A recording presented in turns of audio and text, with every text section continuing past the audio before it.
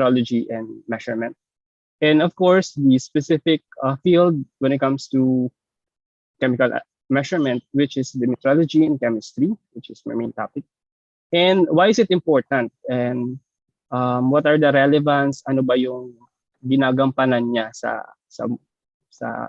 simpleng mamamayan, sa society, and the rest. And of course, my reference, or where did I get my the information.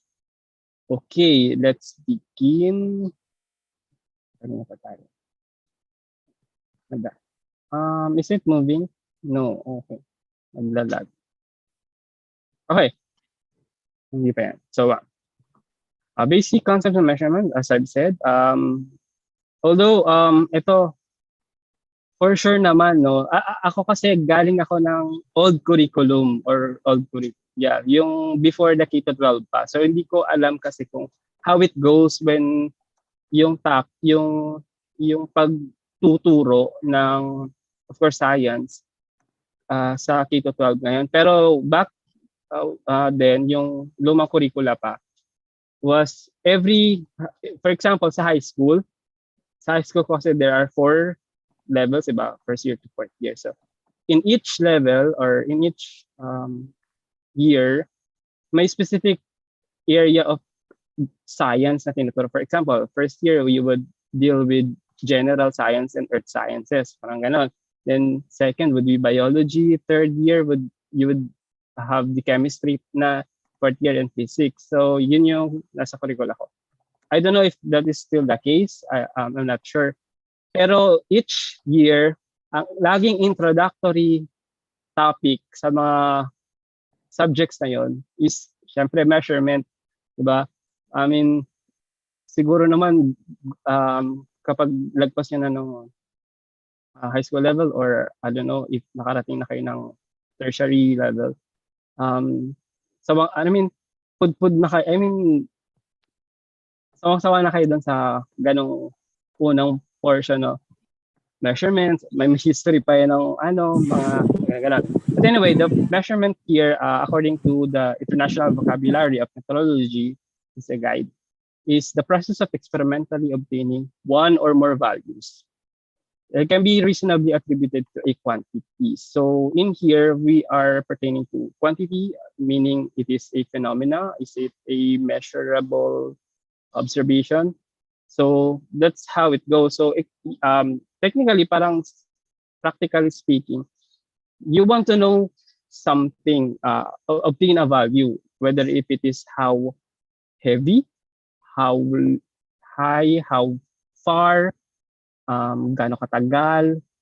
So we do measurement, we do measuring in that kind of activities, and we deploy measuring devices or measuring tools, such as you can see here. When it comes to mass, we use balances, or for a more precise, mas accurate measurement, we often prefer analytical balances.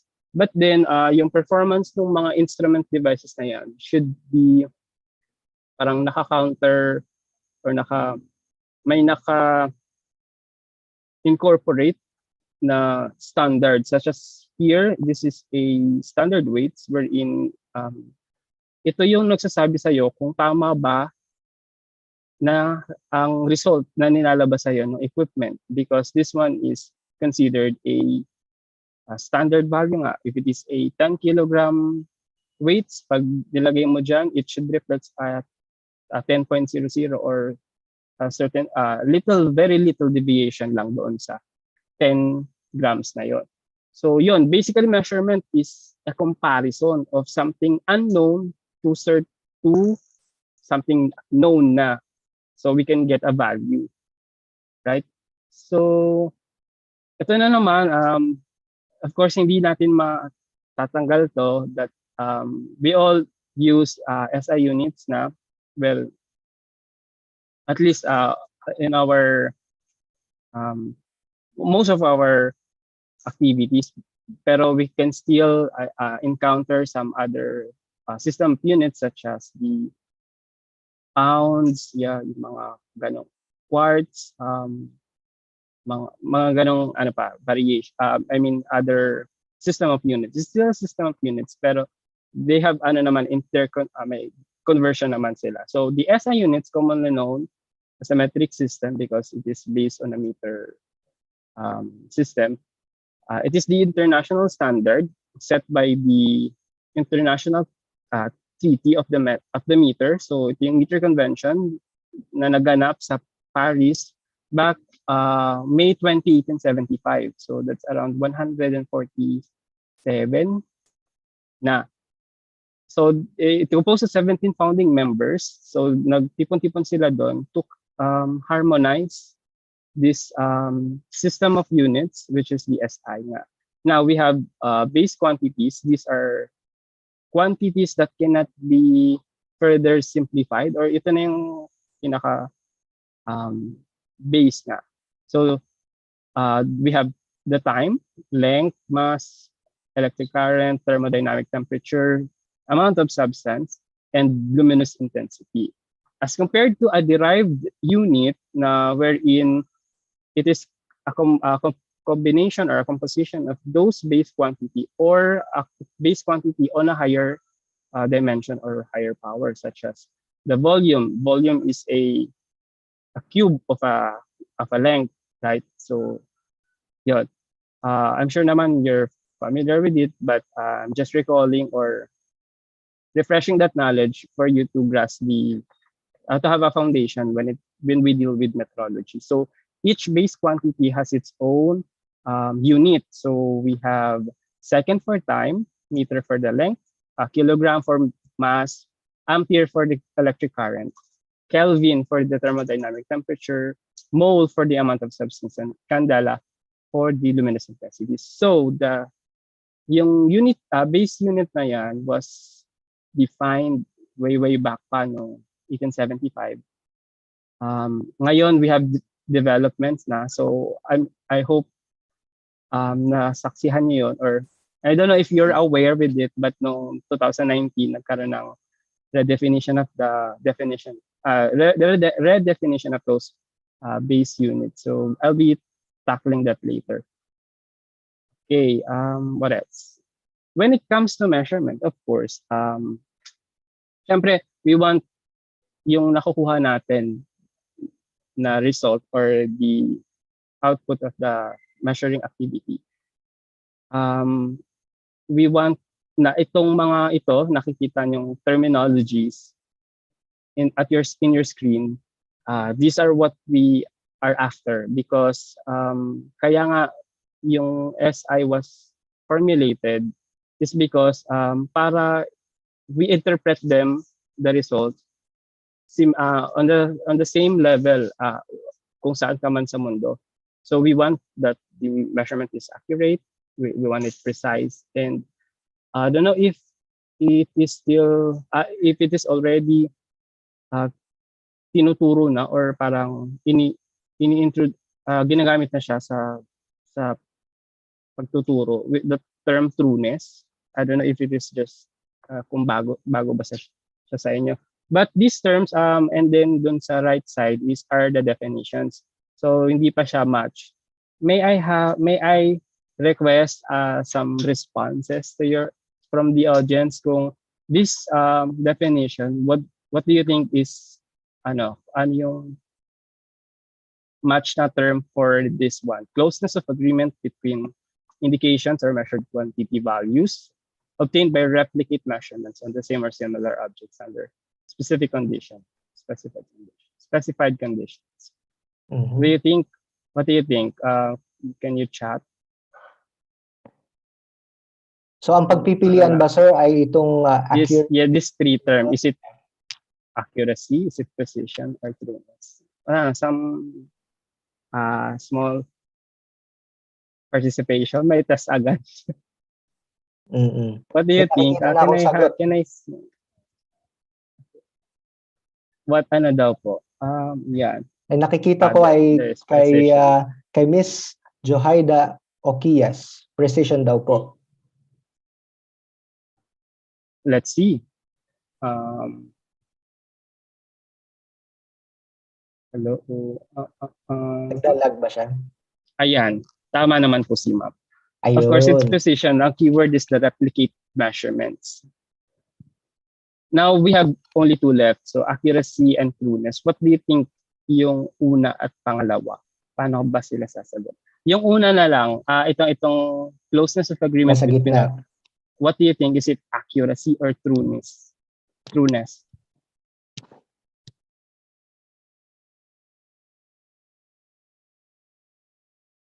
Medyo kasi, siya, parang nakakalito din minsan. Okay, trueness from Miss Hazelin. Any other guess or what? Two is trueness, two is accuracy.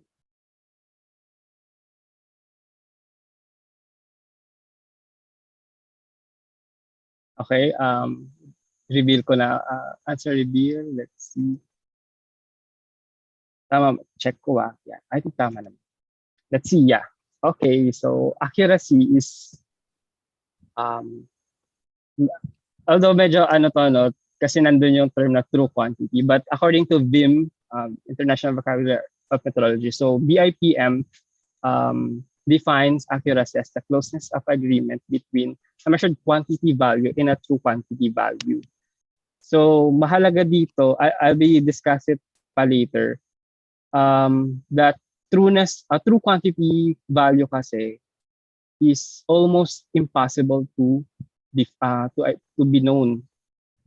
That's why when it comes to trueness naman, it requires a infinite number of replicates para lumapit siya doon sa tinatawag nating true value or the absolute true value. So in here, we define accuracy as both trueness and precision. So yun yung parang hindi kasi siya actual value yung accuracy. Mas nakita natin na yung value na parang when it comes to I don't know if you have encountered the systematic error. Later I'll discuss that. That speaks about trueness kasi. So trueness is the closest of agreement between the average per infinite number of replicate, measured quantity, and a reference quantity value. So yun, when you go outside, when you do, para sa mga nagpupurso ng chemist profession or what, so may encounter niya and you'll know the difference, right? So to discuss further, these are the relationship of the terms. And I'm sure naman familiar na kayo dito sa dart illustration na. So in here, as you can see here, the term accuracy is defined both by trueness, is this the agreement or the closeness of the infinite number of replicates, because it is related to the systematic error of the system. You will know that just to recall na our measurement has two types of error, the systematic error and the random error. So systematic error speaks about the trueness, and the deviation or the variation of the replicated measurements speaks about either standard deviation, variance, or coefficient of variance. So that's basic statistics. Please bear with me kung hindi kayo familiar. Pero yun siya. Precision speaks about random errors.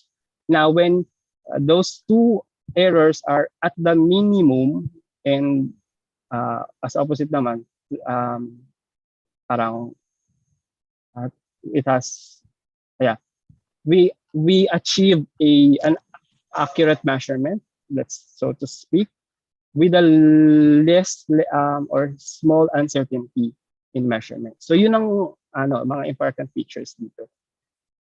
If you have questions, you can please feel free to ask. So ayun, balikan lang sir siguro natin yung systematic error, no? Yeah. For the benefit of our audience who may not be familiar with systematic errors, ito po yung mga errors na, correct me if I'm wrong, Sir Christian, yung parang go ahead, sir. Yung mga errors na nagmumula sa measurement na dahil sa variation ng conditions kung saan natin Yes. measurement, like temperature, let's say humidity, or kung ano man or pH siguro. Mhm. Ayun, mga Okay. makokontrol natin actually. Yes, sir. Yes, sir. Tama po. That's Mm-mm. true. So let's give you an example no para ma-visualize nyo or from parang practical example. For example, you are measuring 1 gram weight. So you perform first a standard weight na 1 gram siya talaga, right?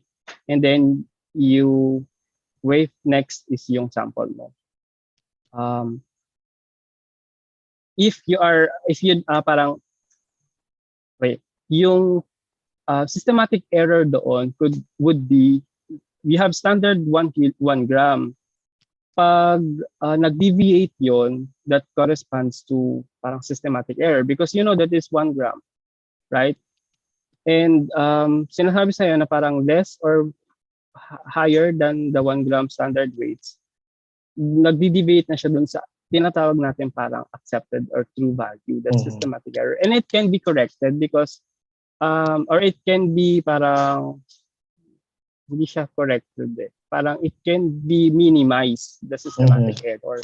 While random error, it is inherent siya sa measurement activity na meron talagang fluctuation and may randomness talaga doon sa pagkuha ng measurement results. So yun naman we can also minimize up to such extent lang because it is nasa ano na yan, I mean maybe because if it is the performance of the instrument or what not. So you can return that you can go back to that on your introductory topics. But so yeah, let's still interlink this introduction. No? Trueness, as I've said, is both accuracy is both trueness and precision. And precision speaks about the random error or the inherent randomness of the and it that can be quantified using standard deviation. So that's why we compute the mean and then we also have the standard deviation because we want to know how parang how wide or how are they distributed along the mean of your or the average of your measurement, while trueness talks about systematic error. If it is deviate to your true value or accepted true value, then it accounts or it equates to your bias. So bias is the term for the difference between the measured results and the true or accepted value because actually error, although we often use the term error interchangeably with uncertainty or bias. Error kasi cannot be quantified kasi hindi natin alam yung true value eh. So error cannot be known. Yeah. So yan. What else? So those two, bias and standard deviation, comprises or are components of what we call measurement uncertainty.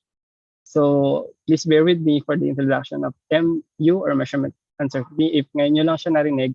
So ang kasama sa practice ng pagkuha ng sukat o measurement is its accompany or associated measurement uncertainty because we don't know for sure kung ito ba yung true value or ito yung eksaktong value na because there is always a deviation from the true value and we will hindi natin siya malalaman unless ang pwede lang natin magawa is to conduct multiple number of replicates para makita natin kung saan ba pumapalo yung mean value na pwede nating i-associate or i-consider as the close estimate to the true value. Plus yon, yung value na yon, dapat meron siyang accompanying measurement uncertainty. So yun yung mga basic concepts when it comes to measurement. Tama ba? Yan. So ito, I'm sorry. Before I move on to the topic of metrology, I don't know if it is the right time for me to say this, but just bear with the definition. Huwag niyo masyadong namnamin or huwag niyo masyadong hindi naman sa Pero I'll be parang explain pa natin pa siya on the next discussion. So another term or concept that I want to say today at this point is measurement standard. So standard is by definition a given quantity with stated quantity value and associated measurement uncertainty, subset, used as a reference. So standards such as standard weights, reference material, ganon. And then, of course, measurement uncertainty. It is a non-negative parameter characterizing the dispersion. Ibig sabihin yung because of the randomness, diba, magdi-disperse siya doon sa between the mean, tama ba? Ito yung mean mo, around the mean, yeah. Thank you, sir. Being attributed to a measurand based on the information. And last but not, of course, metrological traceability. Sorry, but it is really part of the medyo technical siya, no? Yeah, but we will explain it in a more practical, yung parang makikita nyo talaga na nangyayari. So it's just a term, don't worry. But it is a property of measurement result whereby yung result mo is related to a certain parang reference na meron siyang kasing documented, mamaya i-explain ko pa further, pero unbroken chain of calibration, meaning yung ginamit mong reference has certain uncertainty yan. Kasi kapag magre-result ka, sinasama mo yung uncertainty ng reference. Yun yun sa unbroken chain of calibration para mag-contribute dun sa uncertainty of measurement ng yung report o yung result. So later on, mas dun tayo sa mas parang hindi naman technical pero mas latag na makikita niyo sa society ba? Whatever. Okay. Metrology na tayo. So the science of measurement, by definition nga, metrology derived from two Greek words, metron, meaning measurement, and logos is science, so methodologies. So, measurement as is, di ba? It encompasses, parang, di ba, ang dami niyang field na related siya or natatouch. That's why it has its own field or discipline, which is the metrology. And its application embracing both experimental and theoretical at any level of certainty in any fields. Meaning, sa ginagamit natin ngayon, punta ka ng market, bibili ka ng bigas, naka-presyo siya in terms of kilogram. Yung parang practical aspect. Pero who defines the kilogram? Ano nga ba yung eksaktong isang kilo, kumbaga? So those are theoretical. And then how we realize kung kunyari nag-define some international body na ito ang isang kilo, paano mo yun ma-reflect or paano natin mabibigyang parang value na magagamit ng buong community sa pang-araw-araw. So I would also like to inform na yung metrology has some may sanga-sanga pa siya, may branches pa siya, kumbaga. Depende sa field of concentration. So we have scientific metrology. This concerns about establishment of units of measurement. So meaning the definition or the definition of units. The development of new measurement methods. So pag-develop ng bagong mga techniques o pamamaraan sa pagkuha ng certain quantity.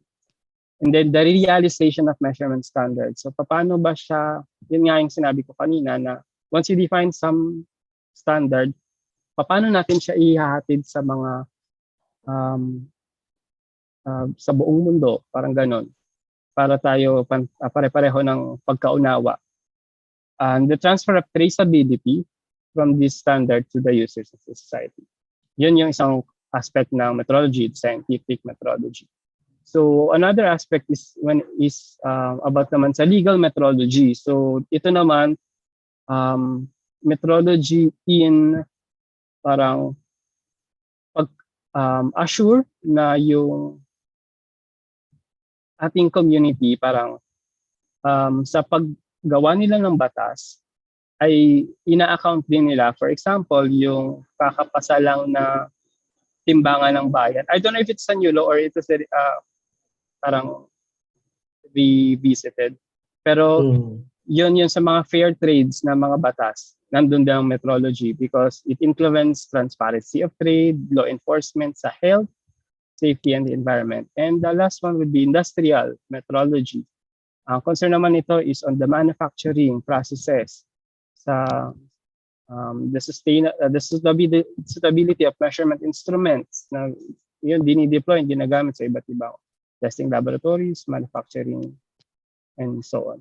So yun, napakalawak ng sakop ng metrology talaga sa buhay or sa atin. And as I've said nga, no, nag-ugat ito yung initiative na parang i-harmonize ang ating pagkaunawa sa base unit or base quantity. Nung nagkaroon ng Meter Convention noong May 20, 1875, doon umusbong yung pagkatatag ng BIPM, yung BUON sa National Deploy Measure or the International Bureau of Standard Weights and Measures. So noon parang ang focus lang nila is sa pag-standardize ng weights or ng mass in other physical quantities.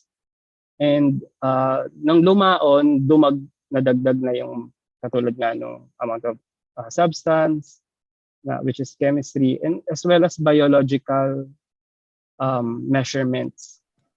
Ngayon, kasama na siya dyan. So it's an international organization, parang international body kung saan siya yung may parang responsible or parang kumakatawan sa mga meteorological activities sa buong mundo. Ngayon, yun nga, dyan sa Paris, France, or dyan yung opisina ng BIPM. And annually, nagmi-meeting yung mga iba't ibang members of or economic members para pag-usapan yung mga recent trends or developments when it comes to metrology and other sciences na nakaka-apekto dito. And aside from the international body, parang katuwang ba siya ng UN na sa, I don't know, yung parang UN counterpart siya, but BIPM is, yun nga, sa measurement science siya. And aside from that, meron din tayong tinatawag na Regional Metrology Organizations or RMO, kung saan each parang pwede na nating masabing continent has its own organization naman that deals with the activities of metrology sa kanilang region. For example, meron diyang Euramet or the European Association of National Metrology Institutes. So kinabibilangan ito ng mga bansa na kung saan bawat bansa ay may tinatawag na tayong Metrology Institute or Measurement Institute na kumakatawan nga doon sa bansa nila when it comes to the topic or on the matters of metrology. Nabibilang tayo, ang Pilipinas, nabibilang sa APMP or the Asia Pacific Metrology Program. Ang kumakatawan dyan ay ang National Metrology Laboratory ng Pilipinas. So kapag may mga pagpupulong na yung parang if there's a certain concerns or issues on hand, nagdi-discuss sila. Ano ba yung mga topics when it comes to measurements na kailangan nating gawing programa or projects. Yun yung mga ginagawa nila. So others, may SIM, may CUMET, and then AFRIMET for the Africa. So lahat, ganun siya ka world, parang ganun siya kadama sa buong mundo. I don't know if it is just for some specific people, pero ano siya, akala nyo, gumagana siya without us knowing. Ngayon nga, sa mga karatig nating bansa, economy, mas ma-advance na yung kanilang metrology institutes sa, well, marahil na rin, mas nag-start sila ng, mas maaga silang magsimula. So, yun. Ito, nakikita sila ng mga iba't ibang, yun nga, standards, mga reference materials sa pagsukat, and sa mga tinatawag nating interlaboratory comparison. Hindi lang chemical, hindi lang to chemical measurements. Meron din sa mga physical, such as sa weight, sa volume, sa pressure, so on and so forth. So, yun, may mga pagkukumpara between the institute para nag-check and balance yung mga performance ng bawat institutes. Ayun, so let me talk about metrological traceability. Ito kasi yung gustong ipalaganap ng isang metrological institute sa kanyang bansa, sa isang ekonomiya, na isa siyang characteristic actually ng isang developed countries. So, I don't know if nakapunta na kayo sa, or aware kayo sa how they treat metrology as part of the society. Because sabi ko nga kanina, sa BIPM, doon nagde-define kung ano yung standards, ano yung definition ng kilogram, anong definition ng seconds, yung pitong ano na yun. That's what we consider as the international standards or the SI. Now, para comparable ang mga resulta sa buong mundo, ibinababa yung definition na yun by the realization of that unit sa mga metrology institutes ng iba't ibang bansa. Pinakita ko na kanina na mapa. So, yung mga metrology institutes na yun, parang kinoconsider sila as the standard bearer or the holder of the highest standards in the country. So, dun susunod yung tamang 1 kilo na dapat ikukumpara sa mga iba pang weights na ginagamit naman ng mga calibration labs hanggang sa pagbaba dun sa mga industriya na, sa mga palengke, sa mga paggawaan, na tama yung resulta ng measurements na ginagawa nila. That's the calibration portion. Diba? Yung calibration, you compare a standard to the unit under the test, parang gano'n. When it comes to weights, I'm speaking about weights. So, sa measurements na yun or sa calibration na yun, ang resulta doon, may kaakibat pa rin na uncertainty or measurement uncertainty. Pero mas maliit. Pero habang bumababa yun or habang naipapasa yun sa mas nakararami, kaya pyramid siya, mas lumalaki yung uncertainty na yun. Yun naman ay traceable or because na documented siya at na i-link doon sa mas mataas pang standards na ginamit, makakasiguro tayo na traceable yung ginamit nating or kinonduct nating measurement. I hope you realize how important is that. Na yung 1 kilo mo, 1 kilo to dahil comparable ito or traceable ito sa isang standards that was set hanggang doon sa international standards, which is the SI. So yun yung yun yung role ng mga metrology institutes sa mga bansa. Kaya dapat bilang bansa na nagnanais maging progresibo, kino-consider natin ang role of the metrology. Because Singapore and Thailand and also, I don't want to mention, pero yeah. Okay, I'll just go back to SI because yun nga noong May 20, 2019, before the pandemic, nagkaroon siya ng redefinition. So, makaka-apekto ba yun sa atin? Because right now, naka-ankla na siya o yung definition ng kilogram, seconds, mass, candela mode. Naka-define na siya using a universal constant,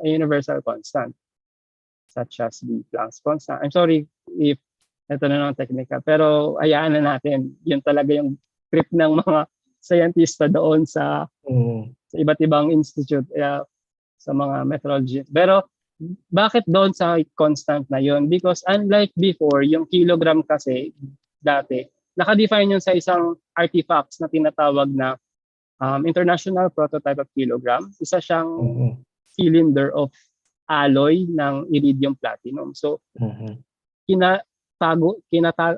kinatago-tago yun, iingat-ingatan yun because yun ang totoong, kinoconsider natin totoong parang 1 kilogram. 1 kilogram. Nakatago yun sa isang vault na ilan lang ang makaka-access because once yun ay na-deform o nabawasan o may mangyaring sakuna or affected na lahat. Kasi yun yung unang primary standard mo na pag-calibrate sa iba pang mga weights mo na magdi-define ng kilogram, no?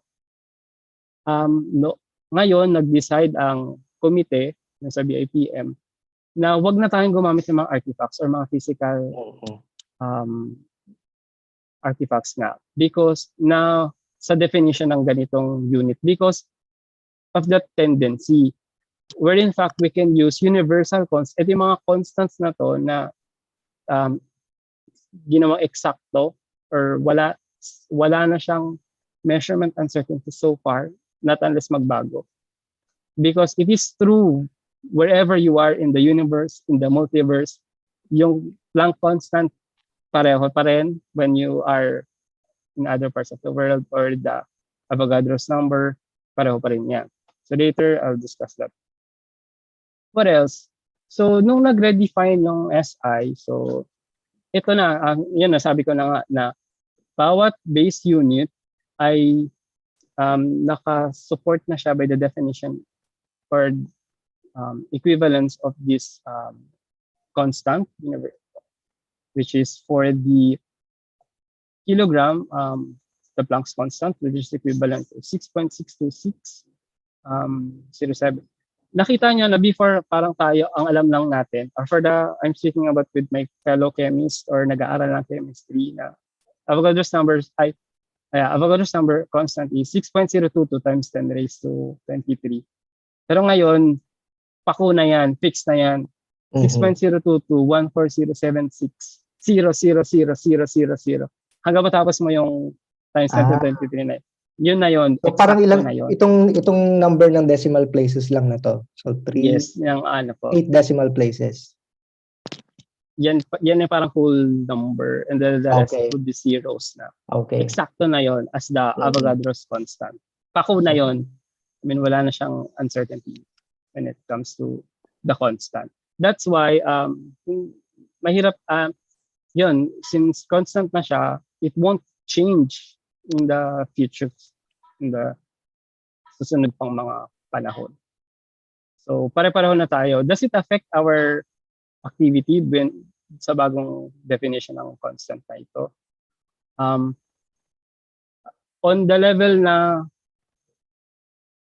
everyday, hindi naman. Although, dati kasi we define mole as the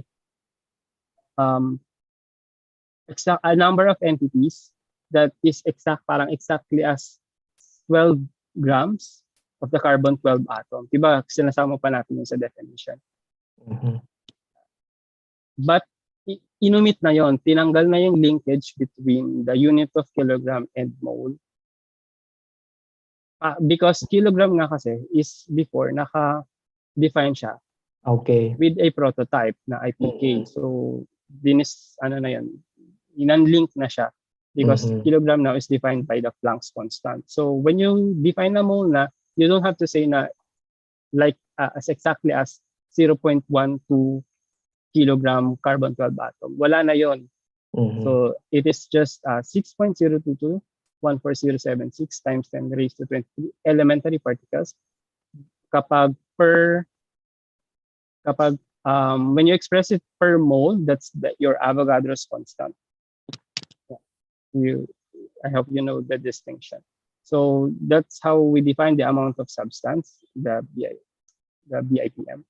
So technically, ganun pa rin naman siya. When you weigh a 18.01 or 02 grams of water, that's still equivalent to a 1 mole of water molecules. Yep. And we have representations here ng mga 1 mole of each for aluminum, that is 26.98 grams. Yan, that still give you 1 mole. We know why we use 1 mole, diba? We know why we use mole as unit of amount of substance when we deal with reactions chemical reactions, and so on and so forth. So just go back to your concepts of moles, as I've said. So dito ang gumawa ng pag-redefine ng mole, isa, because there are two ways on how you realize the concept of mole. Meron, isa is for chemistry attack, which is this silicon sphere. So this silicon sphere, hindi siya yung pamalit sa IPK na prototype. No, actually it's the other way around. These two scientists from NIST, the Dr. Rab and Dr. Volk, they compute the Avogadro's constant, or the Avogadro. And from that, prove nila na yun yung eksaktong value using the silicon sphere. So from that equation, they produce, or what you call this, they produce that sphere using basta may mga equipment silang ginamit na magpo-prove sa kanila na ito yung equivalent no, na 6.022 times 14076 times 1022. So yun na yung definition natin. The other one is yung Keeble balance, which is medyo balance siya, pero sinusukat nun kung sa 1 kilo gaano kadaming electric current naman. So may attachment siya ng electric quantity. So physics approach naman yun. This one ginawa nila Dr. Rob and Volk sa parang chemistry approach. Therefore, with all that definitions, that standards, that traceability, and that accounted measurement uncertainty sa mga measurement, let's narrow down that concept to the application sa chemical measurement. So metrology and chemistry naman, malapit na malapit, although hindi siya kasi may mga some people kasi when they nasa metrology ka, but I'm in metrology and chemistry, ang concern nila, magka-calibrate ba kayo? Actually, that's physical metrology kasi that's how they do their dissemination of the standards. While for us, ang tanging calibration na ginagawa namin is to produce a standard calibration solutions. So yun yung counterpart namin. By validation, we validate methods in 3 parameters. We account for measurement uncertainty at saka may traceability. So ano ba to? Validation. Halimbawa, ako kasi sa chemist, nagtatrabaho sa lab, may equipment akong pinapagana na ginagamit sa pag-quantify ng halimbawa lead sa tubig, arsenic sa rice, mga ganyan. So, diba, trabaho yun ng chemist. Pero sa equipment na yun, nakarelay siya. Gaano siya kasiguro na yung pinoproduce na resulta ng equipment ay yun talaga o tama. So, first we do validation, meaning mahabang proseso yun, documented, na pagsiguro na yung tinatawag na fit for purpose o yung gamit or intended chemical analysis na gagawin sa equipment na yun ay tama o swak doon sa mga analysis na kinakailangan namin ma-achieve. For example, gagawa kami ng reference material na may arsenic sa tubig, halimbawa. Napakaliit nun kasi traces lang yung dapat na present sa mga inuming tubig. Kung hindi pala kaya ng equipment ng ganung kaliit na mga concentration or amount ng mga trace metals na yon, hindi sila swak, hindi sila fit for purpose. That's how So either you look for other methods na capable na makapag-identify noon, or you tweak some other parameters with the instrument, baka kung kakayanin, kumbaga. So hindi ko na i-discuss much details kung ano ba yung proseso ng validation because mabusisi at technical. So yun nga, since we do measurements, it has an associated uncertainty. And we use also reference material reference materials from different metrology institutes abroad to account for the traceability. Yeah. What else? So yun yung activity. So nakita nyo kanina yung pyramid of the traceability and the calibration. How about we uh, talk about them again dito naman sa concept ng chemical analysis. As we say, ang pinakamataas nating standards is the International System of Units, which is the SI, which is mole sa SI units. We disseminate, the BIPM disseminate that through NMIs, mga National Metrology Institutes or National Measurement Institutes sa buong mundo sa pamamagitan ng mga tinatawag na CRMs, the Certified Reference Materials. Kumbaga, kanina sa physical, halimbawa, mass, iba, ano yon, standard weights. Kapag chemical measurements, that is equivalent sa mga CRMs, sa mga pure substance or pure compounds. Because alam mong pinag-aralan yun, ano yan, dumaan sa mabusisi at mahabang proseso ng pag-analyze at pag-characterize na ito yung eksaktong value nito at ito yung associated uncertainty, not errors. Hindi natin ginagamit ng errors. Uncertainty. Yung parang yung doubt mo sa ganong value is andun siya. So it's a plus minus something. Kunyari, 1,000 milligram per kilogram ng dead sa tubig plus minus parang 0.01 o 0.1. Ganon ang value or measured value. Therefore, kapag disseminate sa MIs, yung mga laboratories would use the reference materials in their calibration ng mga equipment. Diba pag mag-a-analyze tayo, nagka-calibrate pa rin naman tayo. Calibration points or sa pH, nagka-calibrate pa rin tayo. Not necessarily calibrate yan, but you do, yeah, anyway. But still, you do some standards, which is the RMs or the, and then down to the industrial and testing laboratories. So ganun pa din, as you go down from the pyramid, uncertainty would go up because yung gamit na technique or measurement method sa pag-identify ng mole, syempre mas mabusisi yun at mas komplikado kaysa dun sa pagsukat o pagkuha ng mga measurements dun sa industry or testing laboratories, which is dapat mabilis kasi because like testing laboratories, they cater so many samples. So hindi dapat ganun kabusisi at mahabang proseso. But then we still account for the traceability or the documented unbroken chain ng mga resulta. That's the metrological traceability. Now, let us go to the parang ano ba yung pinaka-activities ng metrology and chemistry? Ano ba yung ginagawa namin doon sa Bikutan, sa DOST compound? Well, as an MIC or Metrology and Chemistry under the National Metrology Laboratory, parang gampanin namin na makapag-produce ng mga reference material na magagamit ng mga local testing laboratories sa pag-validate, sa pag-calibrate ng kanilang mga equipment.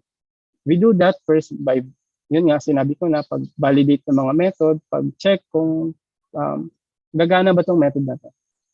Next one would also to make sure na yung analysis namin has accompanying reference material na may metrological traceability din coming from other institutes or higher. And of course, we also do pure substance analysis kung gaano ka, yung purity o yung assay ng some substance. For example, benzoic acid na pure, yun, may mga pag-aaral doon. And then, of course, we make sure na we account for measurement uncertainties. So yung measurement of doubts doon sa resulta. Wala kasing perfectong measurement. Paulit-ulit ko na, walang perfectong measurement. There's always certain doubt which is quantifiable in terms of measurement uncertainty. And traceable ang mga analysis. And another one, ito, proficiency testing. So, sa school, nag-exam tayo to check our performance, diba? Yung mga laboratories din, kahit nandyan na sila sa field, malalaki na sila or what, dumadaan pa rin yan sa masusing pag-check ng mga performance o chemical measurement performance nila kung tama or naaayon sa isang standards or pumapasa ba sila sa mga proficiency testing. Yung proficiency testing scheme na yon, halimbawa, magpapatawag kami ng participation sa mga labs na nag-analyze halimbawa ng toxic metals in water. So yung mga laboratories would participate or join dun sa PT scheme na yon, and pabadalhan namin sila ng parang test item kung saan na yon may known value or reference value na yon. Pero hindi alam ng mga participating lab. So matatanggap nila yon, i-analyze nila yon, and then ibabalik nila sa amin yung resulta at i-compare against the reference value or the assigned value. Then we will check kung do they parang nakakasabay ba sila or tama ba yung kanilang methods ng pag-analyze.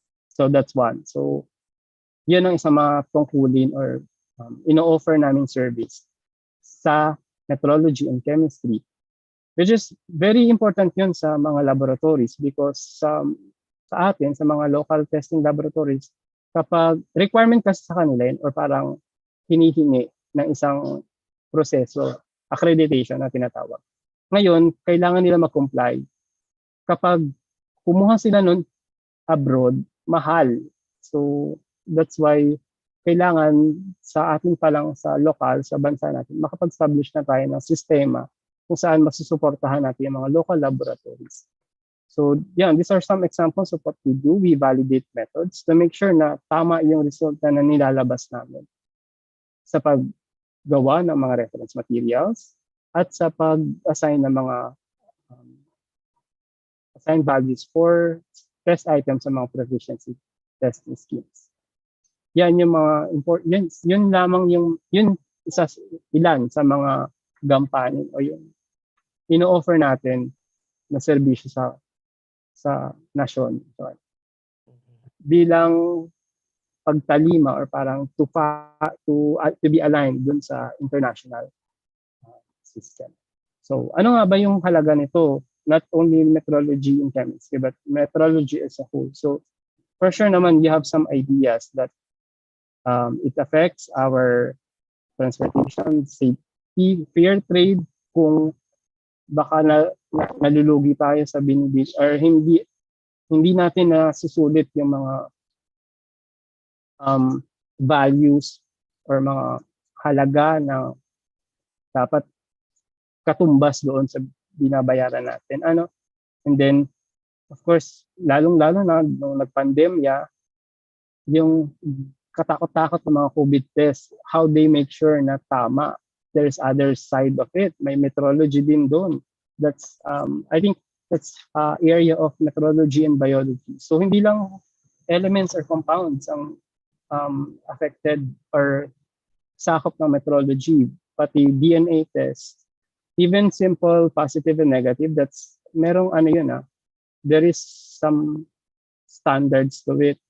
Meron din uncertainty ang positive minus lang. So, kung true or false or positive negative, there is sakop siya ng metrology. So there is a standard reference material for COVID test na dinevelop ng iba't ibang mga metrologists sa kanilang bansa. And of course, legislation and the effect of climate change sa environment. Yon, so malawak siya at hindi tayo matatapos kapag pag-uusapan natin ang mga yon. So basically, ito yung parang flow of what we do from the National Metrology Laboratory. We produce test items for proficiency testing schemes, or we also offer reference materials to support this flow when food producers or some other industries has needs for it. Now, doon naman para sa mga nasa academe, parang medyo hindi pa natin natatouch yung mga nasa research or what. Pero I'm sure dapat when you do peer reviews, there should be parang traceability pa din. I just like to quote this presentation of Dr. Laura De Pero na metrology is key to reproducing results. Na-experience niyo na ba na pinahanap kayo ng journal article para sa isang analysis halimbawa? Tapos nag-search kayo methodology. Ito, paano gawin? Kunyari, synthesis or determination of some element. Ito gagawin. So, ginawa nyo naman, pero hindi nyo ma-achieve. Well, maybe it is lacking of, it is some, walang reference material na ginamit, walang method validation na kinonduct, and so on and so forth. We can only assume, but metrology is key to reproducing results because it encourage replication, nare-replication studies, or nare-reproduce if it is pathways to reproducibility. And of course, yung quality of data, because as you accompany your results with some standards or with some, of course, lalo na pag may quantity or quantifiable yung uncertainty na measurements mo. Maganda yon para sa isang publications. What else? So, these slides, nakuha ko siya sa isang area na umuusbong under microplastics because merong intercomparison analysis sa are you familiar with microplastics? Yun yung degrade, yun yung from degradation na byproduct ng mga plastics or polymeric materials. So may ano kasi doon nagde-develop din sila ng reference material for that and even proficiency testing for microplastics analysis. Yeah, I guess those are my discussions for now. So these are my references, and I hope you have some grasp of the idea ng metrology and chemistry, and their role in our society. So thank you so much. Ito yung team under the metrology and chemistry. This is our chiefs, and if you want, you can visit us in Bikutan, Taguig. Here's our contact details and information. If you have questions and concerns, you can feel free to do so. Contact us. I guess hindi ko na alam. Yeah. 1 hour and 2 hours. I don't know. Thank you so much. Okay. Thank you, sir. Makikita ka ba namin sa Bikutan pag pumunta kami doon? Yes, I guess. Oo naman po. Depende kung ano. Nag-ano ba kayo? Parang remote work during the pandemic? Yes, during the pandemic, may portion na parang we have to split our work week with parang I work from home and reporting to office. Oo, kasi hindi ko ma-imagine kasi puro laboratory work kayo. Yes, that's tumama yung pandemic. Okay. But nung March, we go back full force. Okay, so thank you very much, Sir Christian. Pagpapahingahin muna ka namin. And I just want to share some reminders to our audience. So mamaya na natin kukunin yung mga questions na itatanong natin kay Sir Christian. I'm just going to share some of our upcoming activities. So next week, we will have Dr. Jerome Palaganas, co-founder and CEO of Nanotronics Incorporated, and he's going to talk about nanotechnology and its emerging applications for entrepreneurship in the Philippines. So yung mga gustong mag-business. So ayan, magandang topic to, and it's going to be next week, June 4 at 10 a.m. Same time next week. Okay. And then just last week we had a webinar about action research, and this was delivered by Professor Elmerico Mojica from Pace University in New York. And ayan, nasa YouTube channel po namin yan, and so you can check it out. And also we had an international speaker, and he talked about what we don't know about the unknown universe. So this was delivered by Dr. Daniel Whiteson Professor of Physics and Astronomy of the University of California at Irvine. So ayan, this was delivered last May 13. And last April, we had a whole series about biology, and this was delivered by scientists from all around the world. We had Miss Marilyn Balolong. She delivered a webinar about evolving strategies to identify functionally profiled bacteria from communities.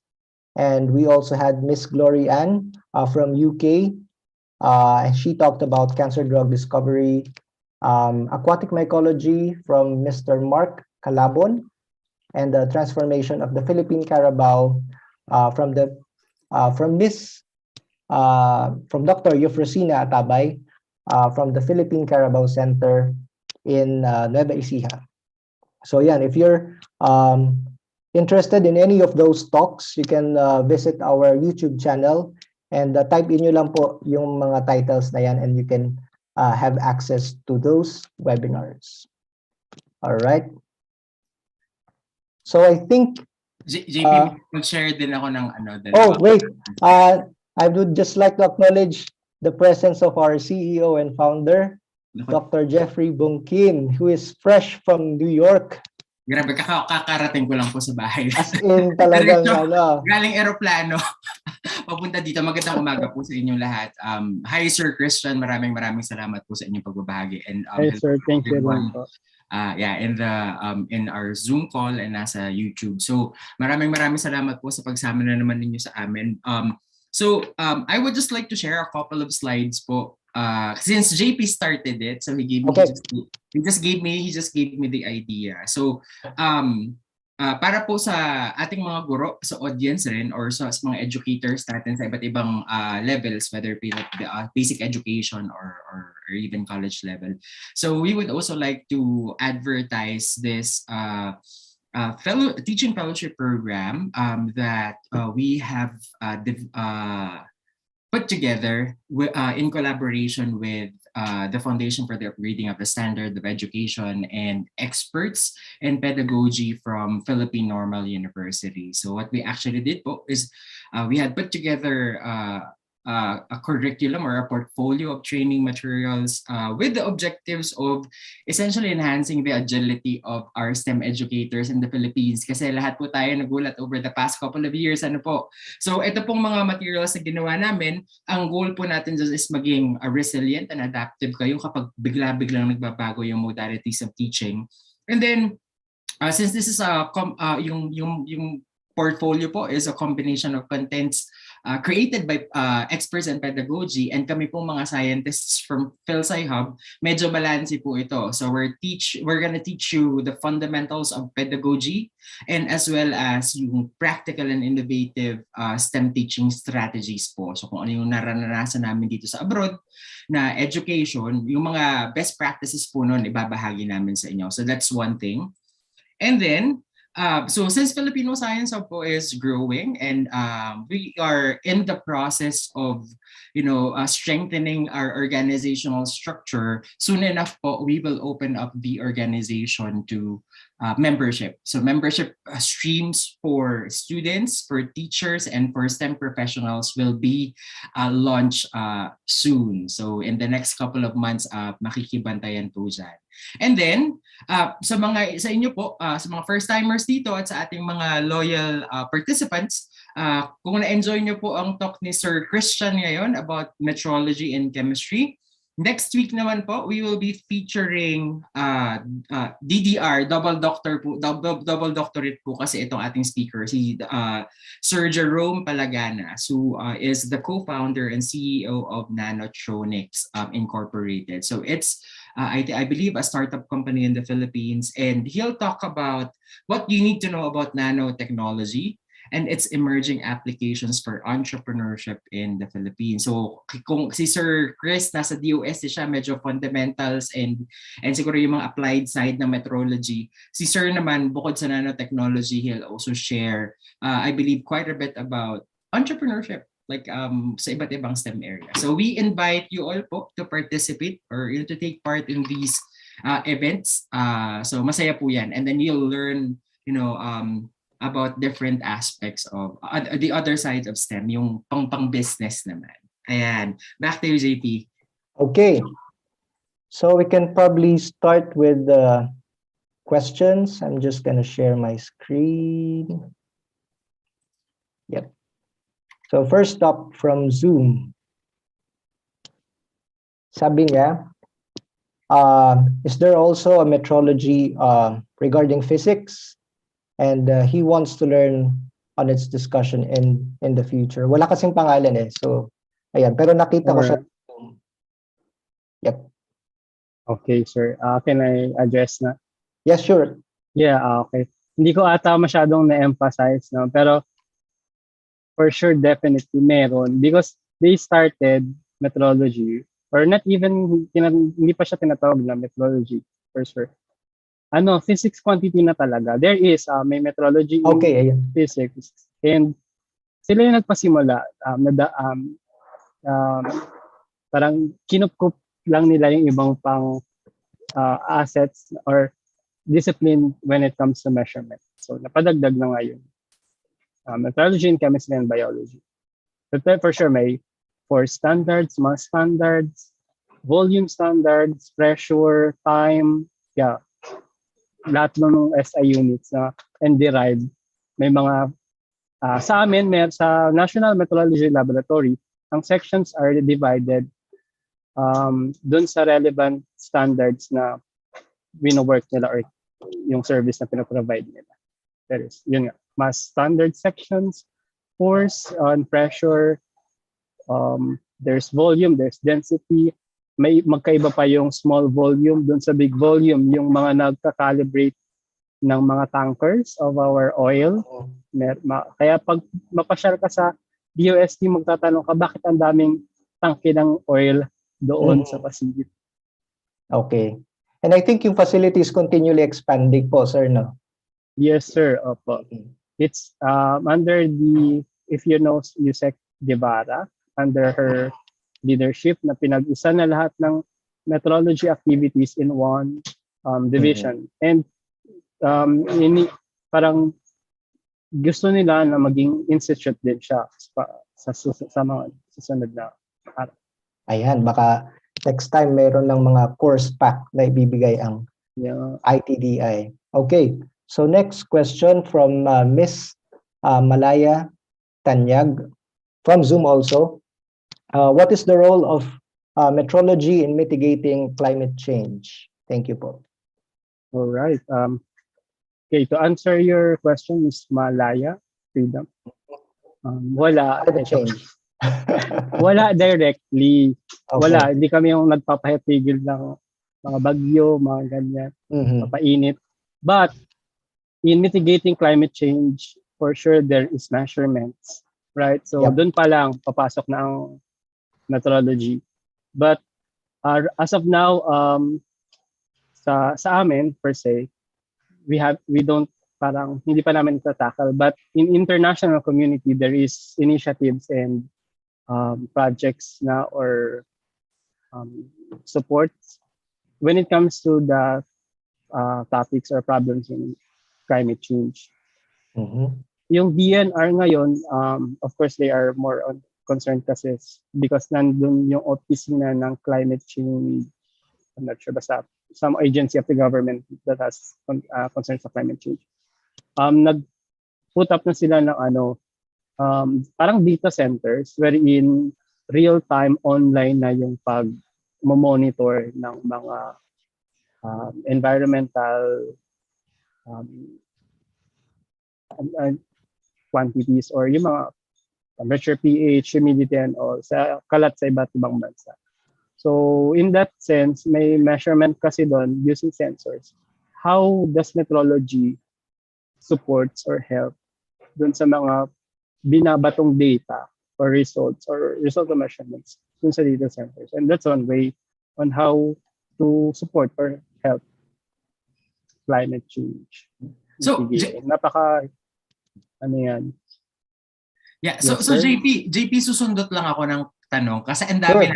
ang dami natin dito and I know na marami ditong experts sa analytical chemistry. I'm not one of them. Pero Sir JP po, before he went abroad to pursue further studies, he was an analytical chemist sa isang manufacturing facility.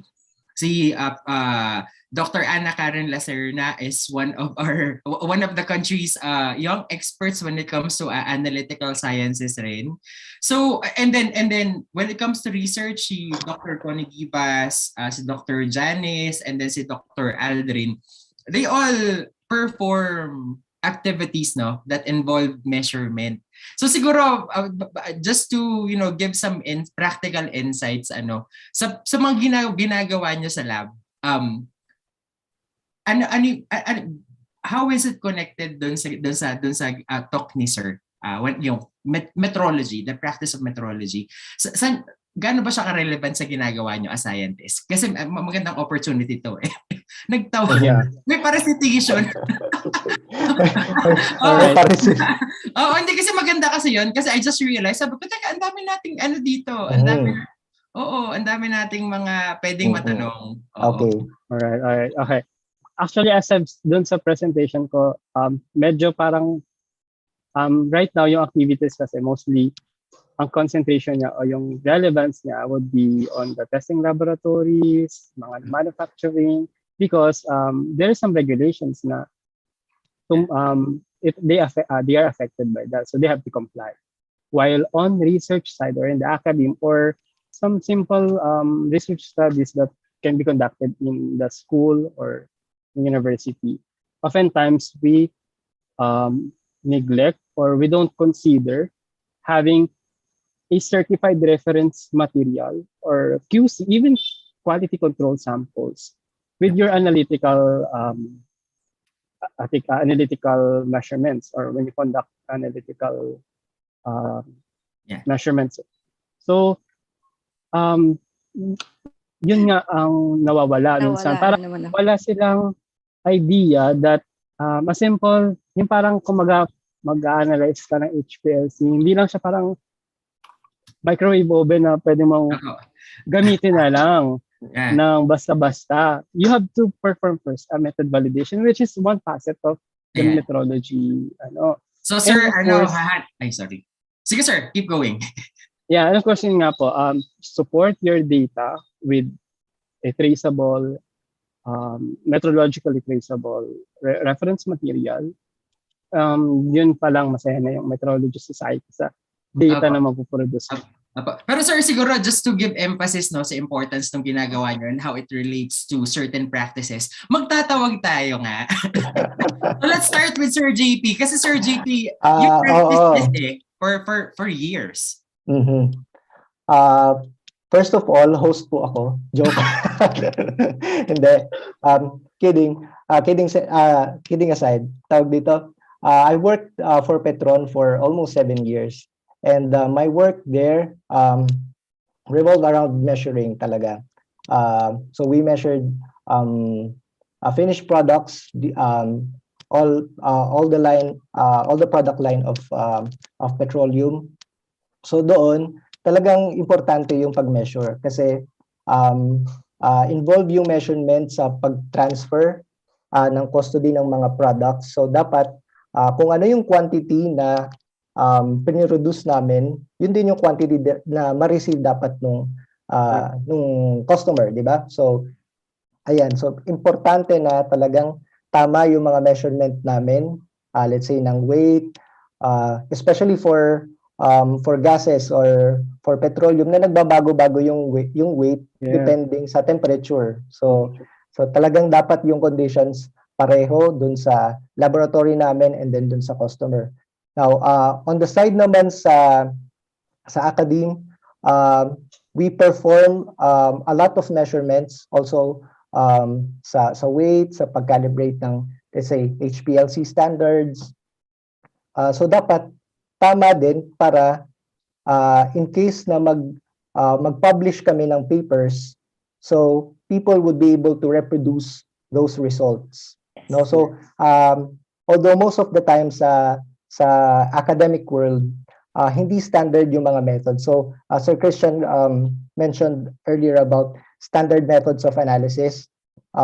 Sa academia, hindi siya standard kasi most of the time parang in-house prepared yung mga methods of let's say synthesis or whatnot. So but in all fairness, dapat recorded or well documented yung procedure mo, and then the weights have to be as accurate as possible so that people would be able to reproduce those results. So, ayan, ipapasa ko na kay Jaja. Okay na. Pasensya na po kayo, ganito po kami sa PhilSci-Hub, napaka-spontaneous namin. Naging panel discussion. Kasi this is a very good opportunity. Ang dami natin dito, iba-iba yung ginagawa natin para makita nila paano ba yung lapat, ano ba yung relevancy ng metrology sa practice natin.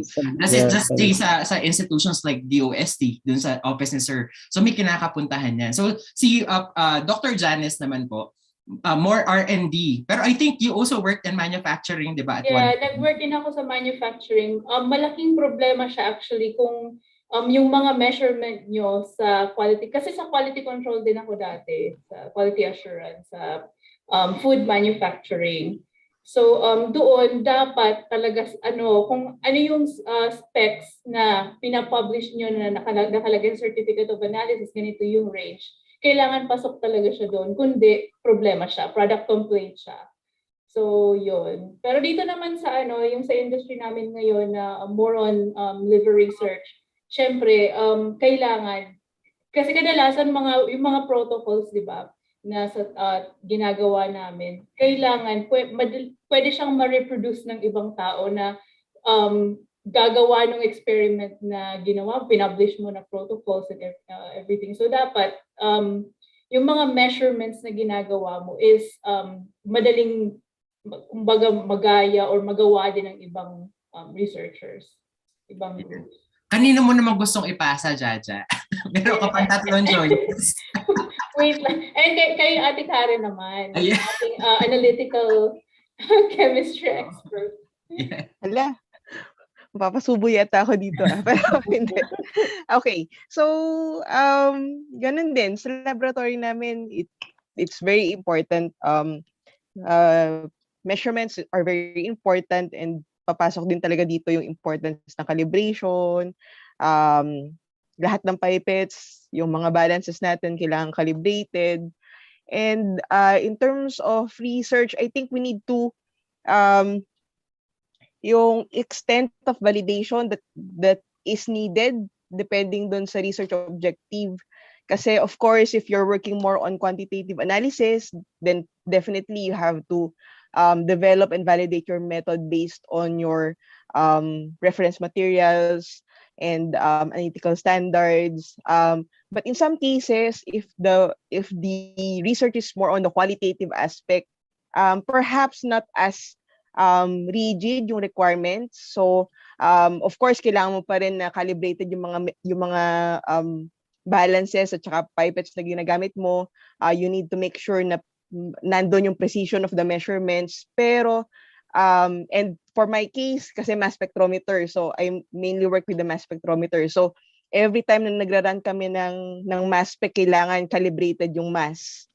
So yung mga bagay na yon, that's definitely part of the what we need to ensure when we do the analysis. But in terms of like, do we need to measure it against reference materials? Perhaps not in the aspect of qualitative research. But of course, if you're working on developing qualitative methods, then doon papasok yun. Kasi kailangan mo siyang i-compare versus yung mga standard methods. How does your method compare to those standard methods na ginamit yung reference material na yun?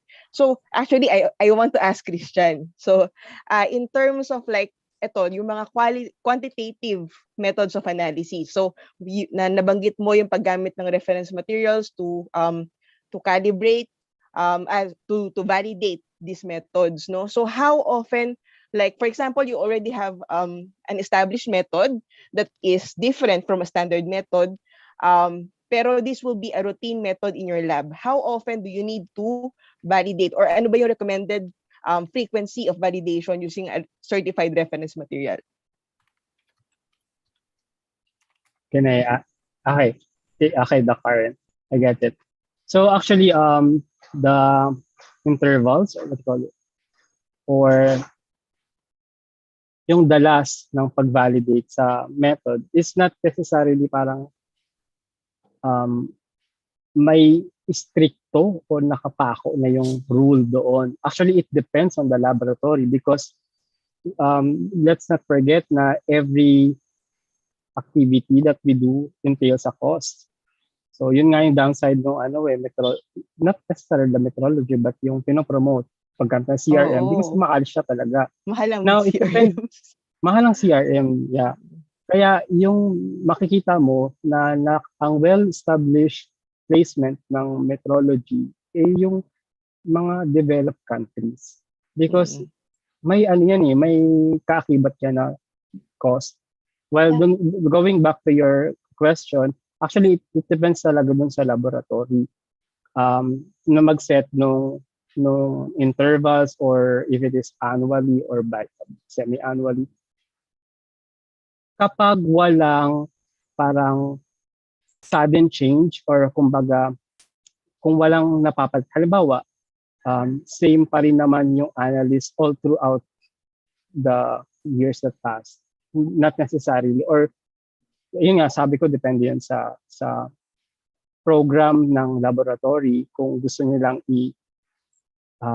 i-test or retest yung performance ng equipment or ng analyst per se. Because, of course, equipment degrades din naman. Yes. Kung hindi siya napalitan, kung walang bagong samples or nature of analysis na i-conduct doon, I think it won't be necessary na parang napaka-stringent ng pag-validate. Yun, So, sa kumbaga, case hindi kailangan super frequent. yes, It is upon the discretion na lang nung lab on how often they will do. Pero in terms of ano ba yung mga let's say if you want to be accredited for like ISO 17025. So sila pati wala silang defined recommended frequencies. It's a matter of like depende sa discretion of the company. Tama? Yeah, more on the evidence na kumbaga pumapasa pa din based dun sa paggamit ng yun pa rin babalik pa rin tayo mas ano pa nga mas crucial pa nga yung pagsali nila sa mga proficiency testing at least within the 3 years from the time na na-accredit sila because yun yung magpapakita ng totality ng performance ay yung performance or routine nila. Okay. Sorry, so, pwede pa akong... Sige, Karen. One more question, sorry. No problem. Christian, so how about in-house reference materials? Kung super mahal yung mga certified reference materials, how do you tie up yung paggamit ng in-house reference materials? Okay.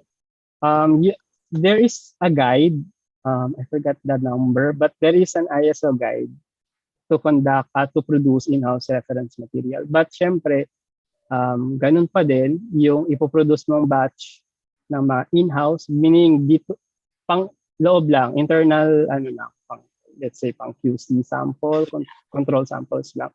Ano pa din yun, during the production or the development, you still have to incorporate or use a certified reference that would reflect the bias or the you quantify the trueness of the production or the, diba? Kapag nag-validate ka ng method mo, you use CRM. And you, sa paggawa kasi ng in-house reference, para ka rin gumagawa ng talagang actual na reference material. Tapos you do stability test, you do homogeneity, and ang analysis nun is parang katulad pa rin naman sa routine kasi it should reflect yung day-to-day activity. So, para to seal the deal, kumbaga, na tama yun, there should be at least one CRM na nagamit all throughout the hindi naman tuwi-tuwi na gagagamit mo CRM. Because Oo. it is costly. Mahal. Yes, super Yes. mahal. So actually, kumbaga, kung magkaroon ka ng validation with a CRM with regards to the more frequent na testing for pwede na yung in-house, no? Yes. Kumbaga Yes. yung standard mo na parang CRM, because it has small uncertainty to, yung property nun ipasa mo dun sa in-house mo. Yes, Traceable siya dun. So yun na yun. Okay. Alright. So thank you, Okay. Christian. So next. Tuloy natin ang recitation. And ito, exciting to kasi si Professor Aldrin, he has an education background, and then he ventures into research naman. So meron siyang ganung experience. And this is Dr. Gibas naman. Dr. Gibas is not a chemist, but she works inside of the lab. So siguro baka pwede din nating matanong si Dr. Gibas kung paano ba yung experience niya sa lab, or kung merong analytical equipment na ginagawa in a medical or in a biological lab, yung not necessarily chemistry, di ba? So para ma-extend natin, gaano ba kalawak yung scope nung metrology? Ayan. So, Aldrin, we'll start with you, and then we'll cap the panel discussion, the one question panel discussion with Dr. Gibas. Oh, di ba? Okay. So ako naman, based from my experience, kasi I did my doctorate here in the Philippines. Tapos, one of my technique is HPLC. So to make sure that I'm getting the right result, syempre in any procedure naman, you need to do method validation. And you need to make sure that your result is reproducible. So luckily, I have my advisor in that time, Dr. Drexel Camacho. He's always asking me, are you getting reproducible result? So syempre, meron kang 3 trials for your sample. And you will show your advisor na magkakalapit yung data set mo. Pero to make sure, kasi nga we're working with vitamins in rice in that time, we tend to do another testing of the same samples. So just to make sure that we're getting the same result. Kasi that's always the question eh. Even when you publish papers, tatanungin ka. One of our experience is when we do naman analysis of iron and phosphorus in rice. One of the reviewer nagtanong sa amin, what is the quality protocol that you're doing? So luckily, I did my stint naman sa ERI, and ERI follows a quality protocol parameter kasi they are belonging to a parang interagency group working on plant analysis. So we get the parang protocols or the result that the ERI group is doing just to make proof now we're really doing the same, we're getting the same result or we have a correct result. So siguro sundutin ko lang yun kasi Aldrin, you raised a very important point, no? Interagency, di ba? Correlation. I believe si Sir JP ginawa din yan regularly when he was working for Petron. So very quickly lang, JP, how is that being done? Kasi mahalaga yan, ito gasolina kasi eh, 'di ba, mga petroleum products. Yeah.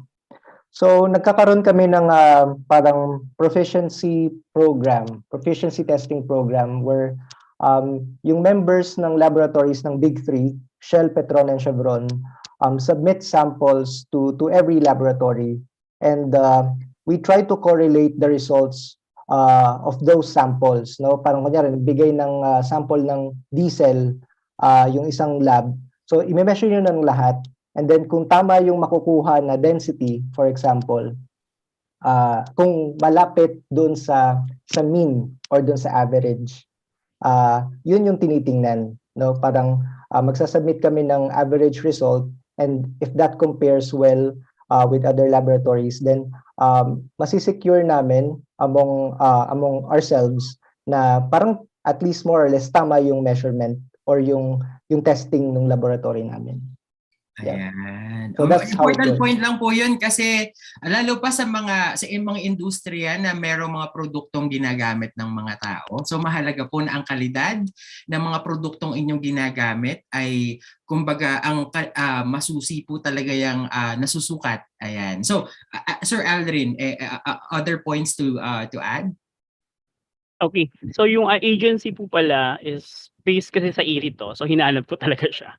So Interplant Analytical Exchange. Okay. Tapos with respect naman po sa pagiging teacher, so as a research advisor po, we just need to continue the practice of really doing a method validation. Hindi pwedeng eto lang yung procedure sa literature, copy lang tayo ng copy. So we really need to do optimization of our own protocols in our laboratory. Ayan. So, ito po, magandang message na kumbaga ma-amplify natin. The next time that you weigh something in your lab, huwag nyo iti-trivialize yan. So, yung merong mga kaparehas sila Sir Christian and their institute na talagang nagtatrabaho para masigurado na kumbaga yung measurement practices natin and yung standards ay napapanatiling mataas ang level. Ayan. And then ito siguro kay Dr. Gibas, Dr. Gibas, sa inyo pong mga napagdaanan ng mga areas, no, and roles and activities, ano pong kumbaga meteorological activities po ang kumbaga nakarelate kayo na naisip niyo, ay ito pala yun, ito yung mga ginagawa ko sa lab dati. Marami. Do we have all night? Na-bump off ako kaya wala na akong kasi gumagamit ako ng ibang computer. I don't know kung anong nangyayari dun sa computer ko. Lagi akong natatanggal sa Zoom. Anyway, so as a background, nagtatrabaho ako as a clinical mycologist. So I identify fungi. So yung aming lab, South Texas Reference Laboratory. Sa San Antonio, Texas. Tapos sa University of Texas, yung health na campus. So yun yung medical school kasi merong ibang campus na humanities. So kami, yung lab namin, one of the reference labs in the US. So because of that, we have to undergo very stringent validation and proficiency testing, certification. So marami kaming kailangan magpa-certify. So magpa-certify kami sa New York na yung kanilang New York City, yung New York government. Tapos meron sa California, meron sa yung tinatawag naming CLSI. Yun yung clinical Clinical and Laboratory Standard Institute. Tapos meron pang yung UCAST. Kailangan sumusunod kami kung ano yung standards ng UCAST, which is the UCAST?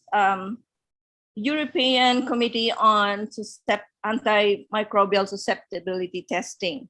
Kasi yung ginagawa namin sa lab, so we identify fungi, yung galing sa may mga sakit, so clinical samples. Tapos dinidetermine namin yung susceptibility testing, yung susceptibility niya sa mga antifungal drugs para alam namin kung alin doon yung gumagana against that fungus. Tapos, gumagawa pa kami ng antifungal drug levels. Gumagamit kami ng mass spec at saka HPLC.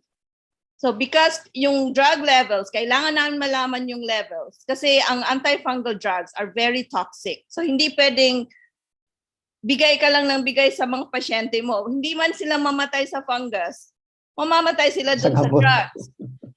So, kailangan malalaman namin, masyado nang mataas, toxic na to, nag-breakdown na yung liver at saka kidney. So, because of that, kailangan namin mag-validate every year. So, every March, tapos na yung aming certification. Ang sa New York, dadating sila ngayong June. So we have to be there, all of us. Tapos ang kailangan namin, metrology na naman to. Kailangan namin yung aming mga certificates, continuing education, yung aming mga degrees. So kung medtech, kasi marami kaming mga medtech sa lab, they do the routine technical stuff. Kailangan meron silang mga courses na tinitake every year. So, kailangan 12 courses. They have to pay for it.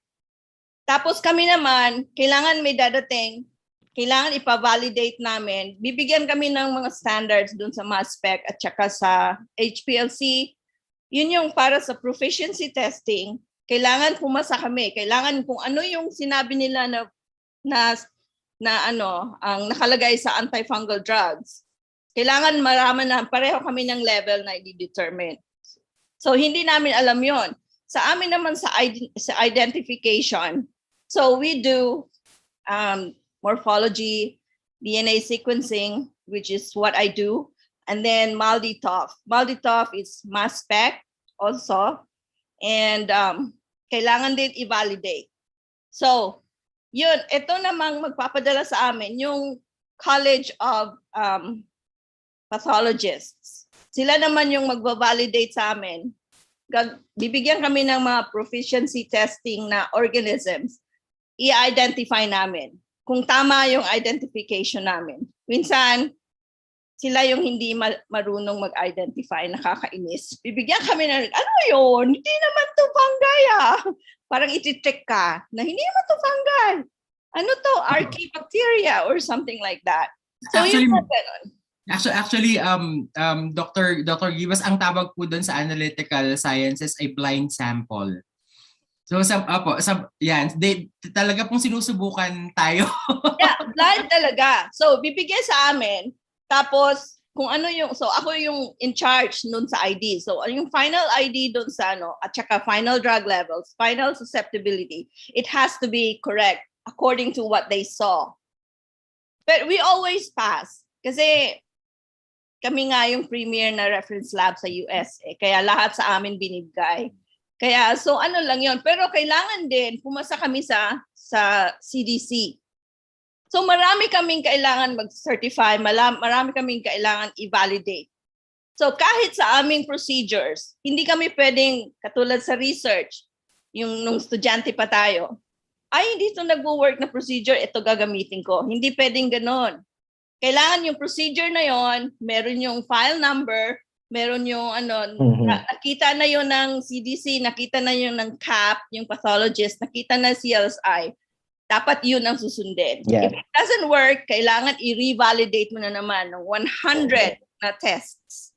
Yep. So nakakainis, but very, very laborious. Pero malalaman mo, kahit saan sa US magpapadala sa amin ng sample. Kung alam nilang na-certify kami sa New York, which is the hardest, California, at saka CLSI, UCAS, saka CDC, alam nila na they can be Tumataas yung confidence. reliable kami.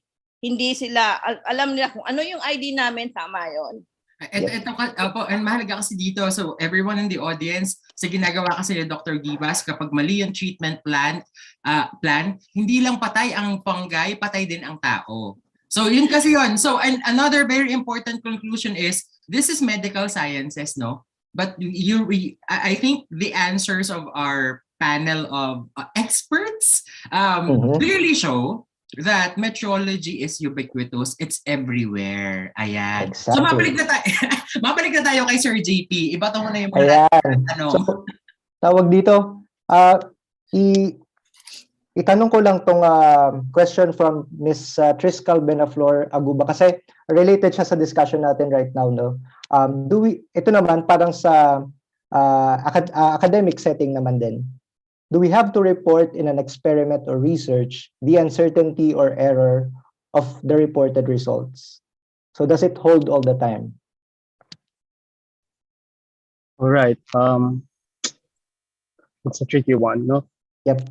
That it depends on the use of the result, I guess. I would guess. Because if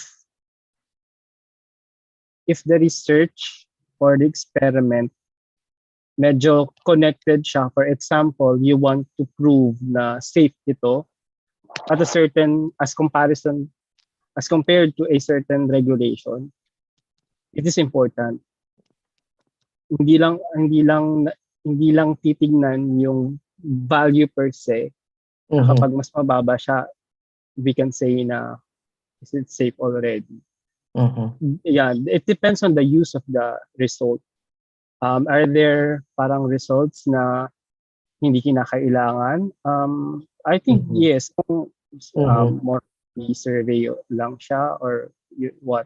Sa idea. Pero you know, ano talaga, uncertainty, please don't be confused with the difference ng uncertainty and error. Please recall that their difference. But it is inherent sa lahat ng klase ng instrument. Even mapa plus minus pa yan, meaning qualitative, yes, no. There is an associated uncertainty pa din. There is a statistics in whether it is a true false, false negative, and so on and so forth.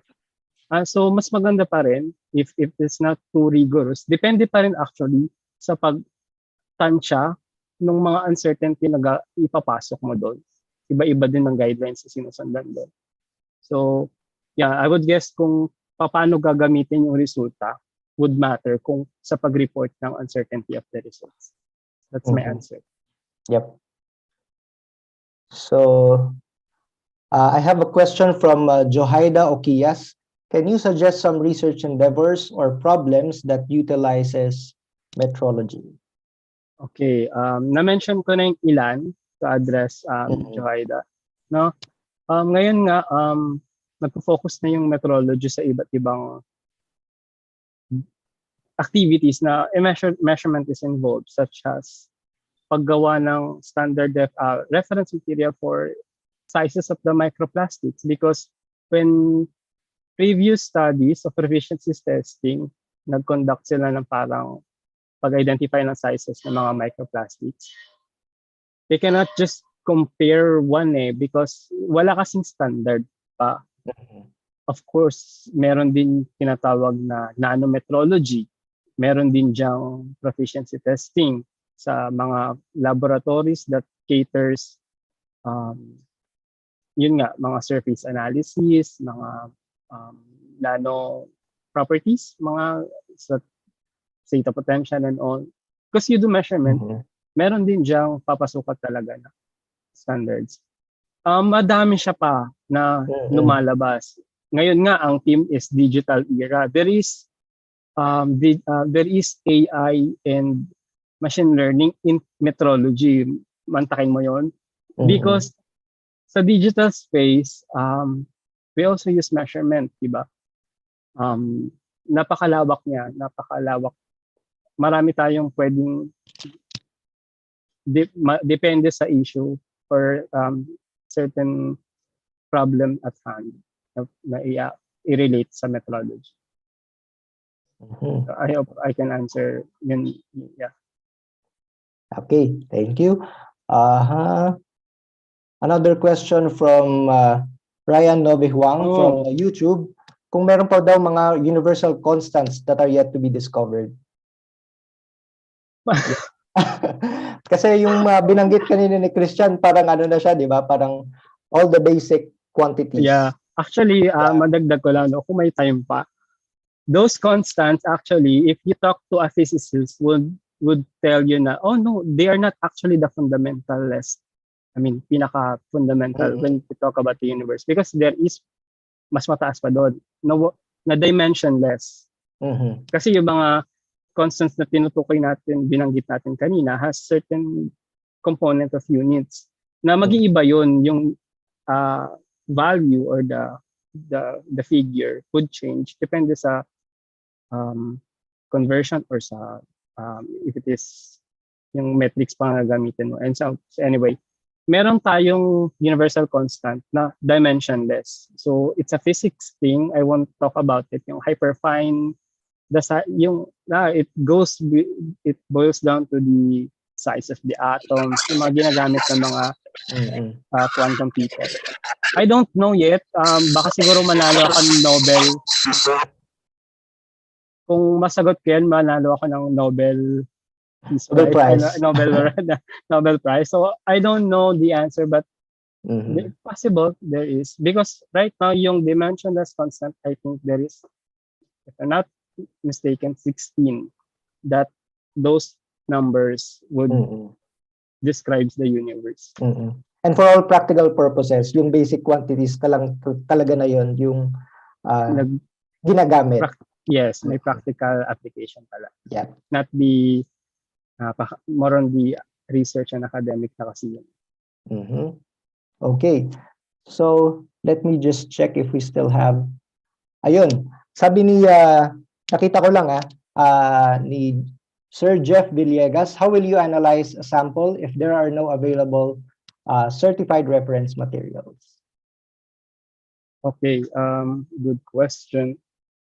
Well, certified reference material address the question of trueness, di ba? Dun sa systematic error mo.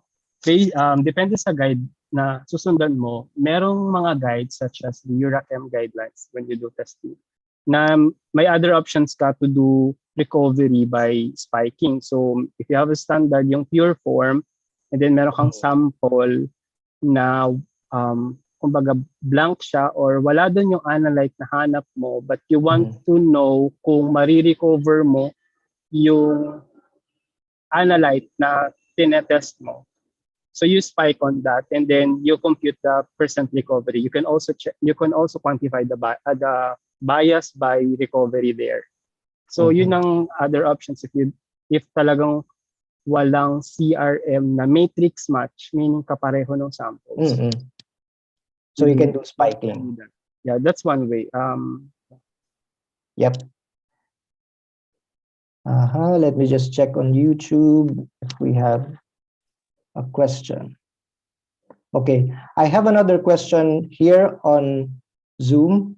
How do we ensure accuracy for very large and very small measurements, or is there any difference at all? From John Roven Hentoleya. Medyo Kung may hindi ko difference ba na-grasp yung context no ano. Let me just repeat. Okay, sir. Kung meron daw, how do we ensure accuracy for very large or very small measurements? Or is there a difference at all? Kung yung accuracy ba applies to both large and small quantities. All right, okay. Yes. Let me try to answer that in this point. As I've said before, the definition of accuracy is both trueness and precision. Yung dami, meaning number of replicates, kapag maliit o malaki, actually, mas nagmamatter siya sa precision. Not on the trueness, because trueness is bias yung tinitingnan between true value and your measured value. So, there is a difference, of course, kapag mas kakaunti yung replicates mo than the marami, high replicate of measurements. Because the more you do number of replicates, the more na makikita mo yung dispersion of the results around the mean. So, if you're asking for the difference between small replicates and large, yes, in terms of its precision. Okay. So ayan, wala na akong nakikita na questions. Siguro final message na lang Sir Christian. Ayun. Meron pala akong itatanong kay Christian kasi nabanggit kanina ni Tita Connie yung mga trainings for professionals about metrology. So I would just like to ask Christian if there are like course programs that ITDI or DOST offer. Okay. As a whole, yung National Metrology Laboratory offers parang program trainings on the calibration, pero it is offered to those industries or testing laboratories that has a need. For example, they want to know how to perform calibrations on their own when sa mga volumetric apparatus or sa mga weighing. Yeah, meron. Just check on the website of the ITDI to know the details. Pero there is a corresponding fee on there. But as we incorporated dun nga sa buong metrology division, we also want to offer trainings on pag-account or pag-estimate na measurement uncertainty, pag-conduct ng method validations, which is in the future, yun po yung endeavors, no? Buong team. Yeah, so please visit the website. itbi.dsp. Okay. So wala na po akong Final nakikitang words. guys, Aldrin has a question. Okay, so my question, Christian, kasi we're from the academe. So do you accept OJT or intern? Yeah. Like Actually, undergraduate or senior high school? May mga ganong program ba? Institute? yes. Now that we are kahit papaano nakakapag-luwag-luwag na, and the last time I heard from our director, they can parang nagpalabas na siya ng memo to accept internship or on the job trainings. Yes, we can accommodate. Just raise your you can email siguro the institute, or paano ko ba papadaan in case na talagang actual call na. But right now wala pang actual call, yung talagang immediate need. Pero we are open na to accept trainings. Yeah. In the future na siguro, you just look out for the announcement. But yeah, we accept. That's the question. Okay. So guys, do you still have any question before we end this session sa PhilSci Hub team? Siguro final message na lang, sir, sa mga estudyante na gustong mag-specialize sa metrology. Yeah, exactly. Ayan, Okay. sir. All right. Sige po. Thank you. Ito, final words ko muna. Actually, our common ground here, kahit di ka technical people or ordinary citizens of the Philippines, ang sinusulong kasi natin doon or dito is the quality. Diba? Quality. Because if we have good quality, it could equate to a good quality of life. Yun yung sinusulong natin dito. Sa quality na yon, there are other nasa baba, such as yun nga, metrology is one, standardization, accreditation, or certification, testings, and yun. Yun bumubuo na yun sa tinatawag nating national quality infrastructure, which is matagal na sana natin isinusulong na ma-implement sa bansa. Kasi hindi lang yung DOST or the ITBI. Pag standardizations, there is DTI, yung product standardizations. And accreditations, of course, we have PUB. So, yun, multi-agency yun na nagtulong-tulong to establish that quality. So, yun lang yung maiwan ko. We do this because we want quality and quality of life that we deserve. And thank you so much, Sir Jeffrey Bonkin, for allowing me to spend time to have this time slot to share this knowledge or meron man insights and to promote the awareness in metrology and chemistry. Thank you so much to the members of PhilSci Hub, and as a Patreon, nanonood din sa channel nyo. Okay, so I just like to present this certificate of appreciation to Sir Christian Laurio. Ayan, nawala. Sorry.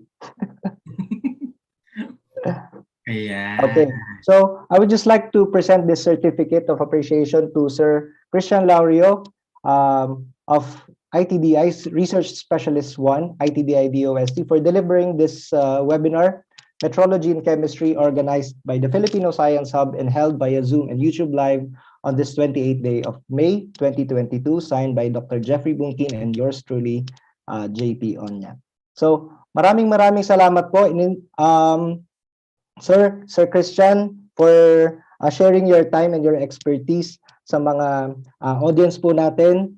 I hope they learned a thing or two about metrology, I hope so. chemistry, and we hope to have more of these topics. Kung gusto mong bumalik, you're always welcome. Ayan po. Yes, sir. Pag tapos ka na yung MS ko. Actually, thank you very much. I humble myself sa hindi naman sa mapabila, pero mahanay man lang dun sa mga experts na, as I've said, I'm not a subject matter expert yet. Pero yun po. Thank you so much po. It is our Let's say honor sa and ulitin. pleasure. Yes, sir. Sa amin po yung honor and pleasure. Opo, Kasama maraming kami salamat today. po, sir. No, sir. Thank you po. Yep. Yeah. And speaking of certificates, so I already posted the link for the Google form at may konting evaluation din po dyan. So kindly fill this out to receive your certificates of participation. I posted here on Zoom and also on YouTube. Let me just check. Yep. Yeah. So ayun po. It's already 12. Maraming PM. salamat po. Thank you very much. And Yeah. Kuya Jeff, you do still have some words to share. Yun po. See you next week po dun sa event about yung nanotechnology and entrepreneurial opportunities. Ayan. So, Nanotechnology. oo, business naman tayo dito. Yung mga gusto magpayaman gamit ang nanotechnology. Ayun, pwede po natin pwede panoorin niyo po yan. And so we would just like so we would Sir Christian, we would like to invite you to a very quick lang po deliberation after this. So we sent you a separate Zoom link. Para sa mga nasa Pilipinas po, maraming salamat po sa muli ninyong pagsama sa amin. Nawa po ay marami kayong ang mabaong kaalaman galing dito sa ating webinar for today. Ayun po, nagulat din na aking mga kasamahan nagkaroon ng recitation. Ganyan po talaga dapat. So anyways, maraming salamat po at mag-ingat po kayo palagi. See you next week. See you next week, guys. Thank you very much. Happy weekend po. Happy weekend, everyone. Salamat